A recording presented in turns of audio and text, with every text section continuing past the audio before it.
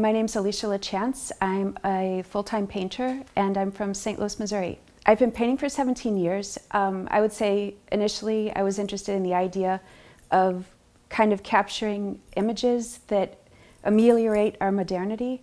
I was interested in these ideas of kind of healing colors, healing imagery, things like that. But then I became pretty obsessed with process. So I'd say I'm a process painter as well as sort of like interested in symbol language and how all that comes together. As a kid, my parents would comb Appalachia, and for like a decade we would go and collect Americana that we'd bring home and restore artifacts from old speakeasies and barns. And it had a lot to do with history, entropy, and the way things kind of age.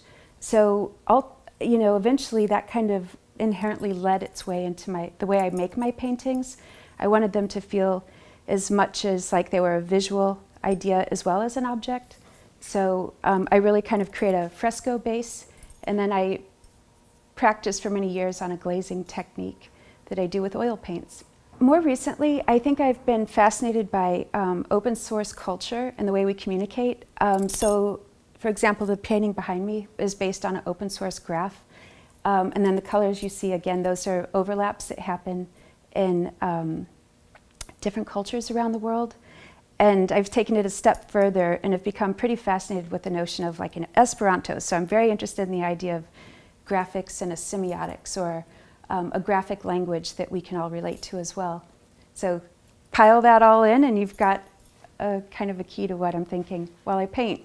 When people look at the works, I want them to feel like they are maybe doing a bit of time traveling. I want them to feel like maybe they're visiting their great aunt, and they understand that there's a color palette there that harkens back to a history.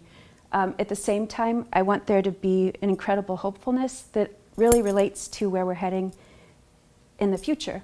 So I really try to have it span the gap of time, and I want people to feel good when they look at these things. As an artist, you are always looking, so you stay curious and you start to maybe pick up on subcultures and maybe the way we work as people. So you're always looking for those little clues as to where we might be heading. And art is a great indicator.